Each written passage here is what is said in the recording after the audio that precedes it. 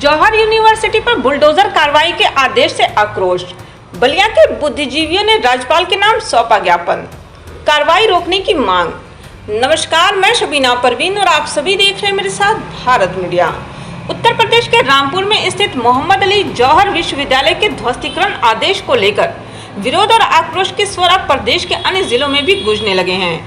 मामला अब रामपुर से निकलकर बलिया पहुंच चुका है, जहां जिले के बुद्धिजीवियों, डॉक्टरों और वकीलों ने एकजुट होकर इस सरकारी आदेश की कड़े शब्दों में निंदा की है। विश्वविद्यालय में पढ़ रहे हजारों छात्र छात्राओं के भविष्य को देखते हुए बुद्धिजीवियों के एक प्रतिनिधि मंडल ने जिला अधिकारी के माध्यम से महामहिम राज्यपाल महोदया को ज्ञापन प्रेषित किया है। इस ज्ञापन में मांग की गई है कि छात्रों का भविष्य अंधकार में जाने से बचाने के लिए ध्वस्तीकरण के आदेश को तत्काल प्रभाव से वापस लिया जाए।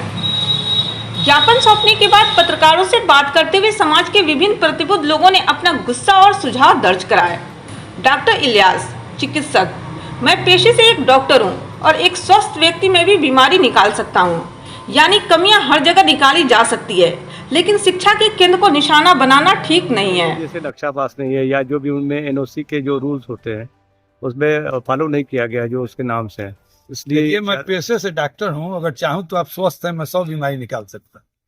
अगर आपकी नीयत इस तरह की है कि हमको कहीं ना कहीं से इसमें फाल्ट खोजना है तो मिल ही जाएगा।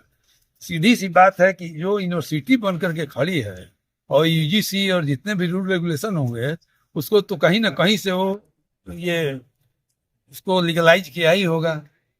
ऐसे तो होगा नहीं कि वो गैर कानूनी तरीके से आके बना लिया। तो अब यहाँ राजनीतिक द्वंद की बात है, सच्चाई तो यही है, जो आप हालात देख रहे हैं वही है, इसलिए ऐसा हो रहा है। कतई नहीं होना चाहिए। कोई भी शिक्षण संस्थान है, यूनिवर्सिटी है, जहाँ से ही बेहद कमी है, आदमी परेशान है, पढ़ाई लिखाई इतनी महंगी होती जा रही है, सरकारी स्कूल, प्राइमरी स्कूल और मिडिल स्कूल रोजाना बंद किए जा रहे हैं। अब यूनिवर्सिटी की बिल्डिंग ही ध्वस्त करते हैं, तो ये कहाँ का इंसाफ है। इसलिए हम इसका विरोध करते हैं और हम लोग मैडम से, यानी महामहिम आनंदीबेन पटेल जी जो हमारी ये संक्षेप करके कुलाधिपति है, और आप इसको बचाइए, किसी भी संस्था को इस तरह से ध्वस्त न किया। मधुसूदन श्रीवास्तव, वरिष्ठ अधिवक्ता, अगर शासन प्रशासन के लिए नियमों के तहत ध्वस्त करना इतना ही जरूरी है तो 38 बिल्डिंग एक साथ न गिराई जाए, एक एक बिल्डिंग गिराएं, उसका नक्शा दोबारा पास कराकर बनवाएं और फिर दूसरी पर कार्रवाई करें, ताकि पढ़ाई पूरी तरह ठप न हो। हम लोग आज यहाँ आए थे पत्रक देने की जौहर यूनिवर्सिटी जो बन के तैयार है, जिसमें बच्चे पढ़ रहे हैं, उसका जो ध्वस्त करने का वहाँ के जीएम का आदेश है, उसको रोका जाए। इसमें मैं एक मांग कर सकता हूँ, यदि नियमतः ध्वस्तीकरण इतना आवश्यक है तो जो 38 बिल्डिंगों को उन्होंने गिराने का आदेश दिया है, एक बिल्डिंग गिराएं, उसका नक्शा पास कराएं, उसको बनवाएं, फिर दूसरी गिराएं, उसका नक्शा पास करें, फिर उसको बनवाएं। ऐसे करते करते 38 बिल्डिंग गिरा दें, 38 का नक्शा बना के उसे फिर से यूनिवर्सिटी के रूप में तैयार कर दें। हमें मंजूर है उनका ध्वस्तीकरण।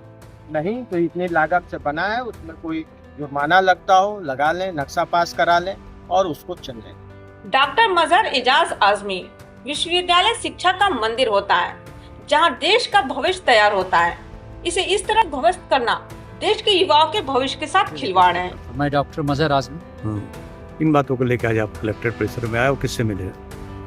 आज हमने पत्रक दिया पीएम साहब के द्वारा राज्यपाल कुलपति कि जौहर यूनिवर्सिटी जो मोहताते तारुफ नहीं मगर वो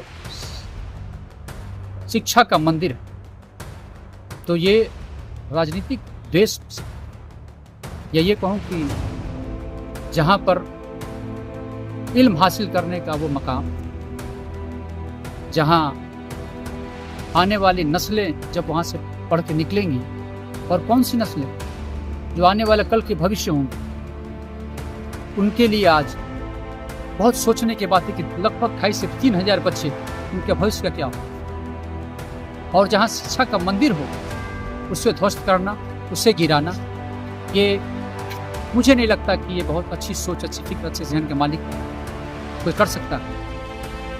अब देखने वाली बात यह होगी कि बलिया से उठी विरोध की यह आवाज और राज्यपाल को भेजा गया यह ज्ञापन क्या रामपुर के जौहर विश्वविद्यालय पर मंडरा रहे बुलडोजर के साय को रोक पाएगा? बलिया से हमारी यह खास रिपोर्ट। अब वक्त हो चला है एक छोटे से ब्रेक का। ब्रेक के बाद फिर मिलते हैं नई ताजा खबरों के साथ। तब तक आप बने रहिए हमारे साथ और देखते रहिए भारत मीडिया।